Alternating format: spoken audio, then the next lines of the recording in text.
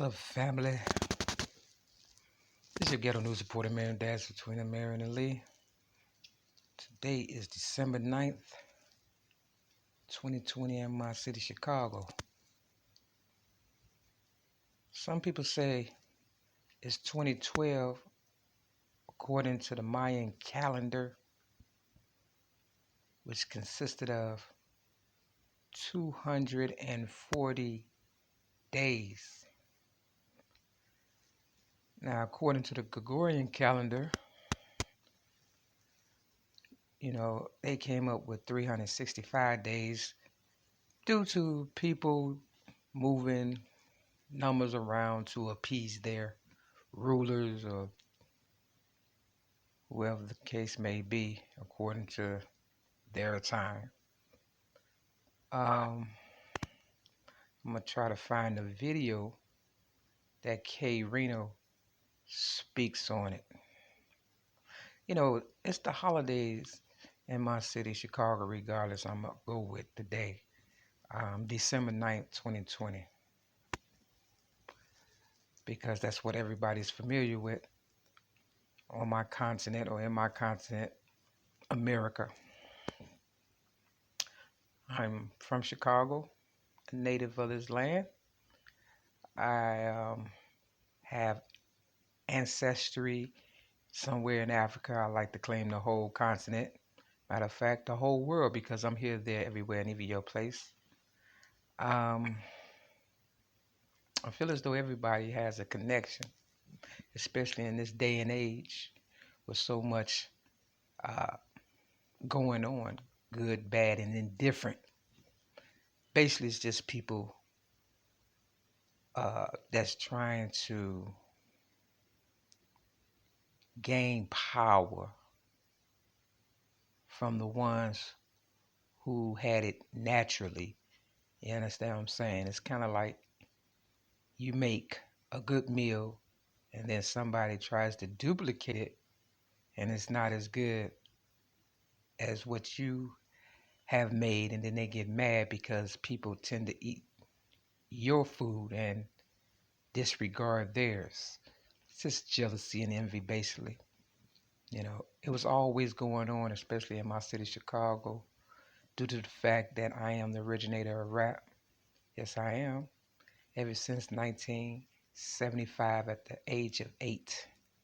But I've only became the originator of rap due to the fact of oppression and invasion and abuse towards me and the people in my city, Chicago, and America. I was in a Sun-Times newspaper, for those of you who may not know, at the age of 6 in 1973, because I stood up for myself, because I was being abused as a child. And I didn't realize by just, telling somebody, which was my caseworker, that I would eventually be an advocate against child abuse. And when I gave my story to Oprah Winfrey, my child abuse rap, in 1984 at the age of 17, I didn't realize that a movie would come out a year later in 1985. Now, do I have the accolades and the power and the recognition of Oprah Winfrey? I would have to say yes and no. I just don't have it on a level that she has it, as far as, worldwide recognition. I mean, I'm on the internet and it goes around the world, but I don't get the views and respect, quote unquote, that she gets. But I do know that people acknowledge me, and I'm not wanting that per se. My thing is to awaken the people who thought that they did not have, someone speaking on their behalf, or they may have given up on themselves, or they may have felt they were the only person going through something. I'm here to let them know that, you're not alone, like Michael Jackson said in one of his songs. I'm here to let you know that, there's a power even greater than myself, you know, that can help you overcome or get through, or, you know, um, give you the strength that you need to continue on through these trying times. Because, like I said, people had the illusion of inclusion. I know I thought that, racism at one time was becoming a thing of the past, but I too was deceived. I had to let you know, I too was deceived. I thought Oprah Winfrey, for real, would have acknowledged me and put me on her show before she got off the air on my birthday, which is May 25th. In Chicago, she got off the air May 25th of 2011, but that was not the case. But she did put the mayor of my city at the time, Mayor Daley, on her show. I guess birds of a feather flock together. Now, am I a little upset by that? Yes, due to the fact that I had given her my truth, my, you know, blood, sweat, and tears, and, I had put so much hope into her as far as, her doing the right thing.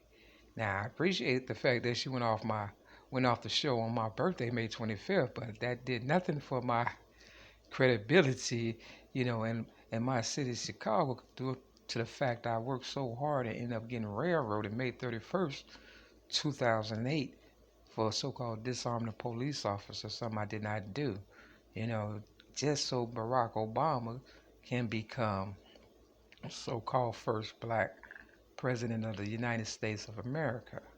Now, was I mad? No, because he represented, part of my story as well, just like the color purple. You know, I grew up with a foster sister of mine's, by the name of Kimberly Redmond, and I felt as though his two daughters represented us in the White House, and the color purple represented me and my foster sister Kimberly Redmond. You know, when it came to Celie and Neely, Nelly, Nettie in the color purple, excuse me.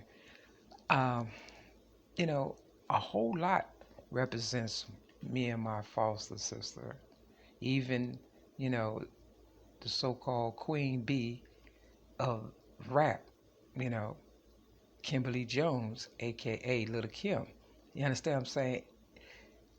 You just have to know me and my truth and my story. Oprah definitely knows, but I guess she's caught up with that antichrist situation or whatever. She doesn't want to relinquish that power, or you know redeem herself. This is redemption I'm talking about. So basically, I'm trying to get people to understand. I just got done watching this documentary about the end times. The only reason why I'm talking about it is because at the end, it had the year 1973 and 1984. And like I said, in 1973, I was in Sun-Times newspaper at the age of 6. In 1984, I gave Oprah Winfrey, at the age of 17, uh, my child abuse rap. You understand what I'm saying? Basically telling what I had gone through as a, child abuse victim. Now, with that said, am I still going through something? Of course, because the people who I myself were deceived by, basically just pimp my story, my legacy, and, my, I don't want to call followers, understand what I'm saying? But, the people who believed in me, they got deceived too, because I got deceived. Because, the people who I entrusted made money off of me. And of course, I would call Mary Mack Amyrus. That's my nickname, rap name, Mary Mack. Don't put the dash between the Mary and the Mack. I'm also your ghetto news reporter, MARYLEE. Don't forget the dash between the Mary and the Lee. So, I'm basically trying to let my Mary Mack Amyrus supporters, or the ones that believed in me, you know, basically trying to let you all know that you have to believe in yourself now. You have to look towards a higher spirituality, a higher, inspiration, a higher, uh, motivation, whatever it takes. And now that you know that, even a person such as myself can be deceived. No, also you could be deceived. Now, I was not trying to deceive anyone. I was just trying to get the world to open up to the things that were happening on the low. You could feel when somebody is, doing wrong, but they're using you as a respirator or as a come up.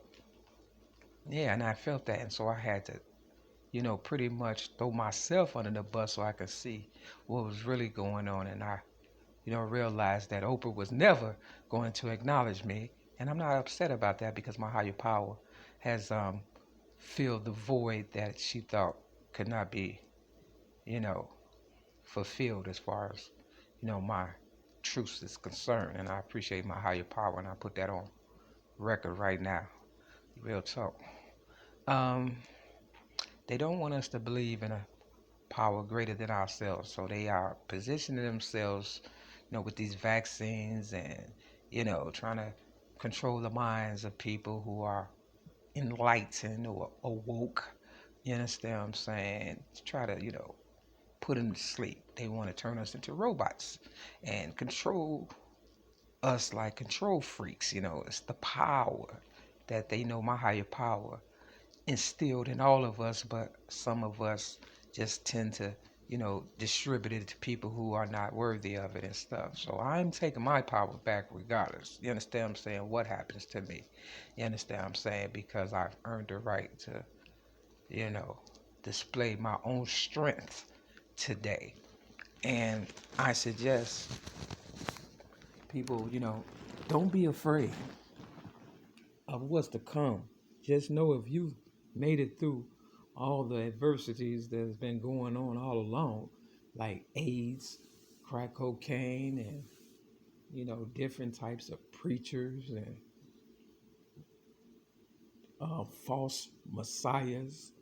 You understand what I'm saying? Because that's all it was. People were, falsely acting as if they were MARYLEE, -20 MARYLEE. You'll get a news reporter and originator rap.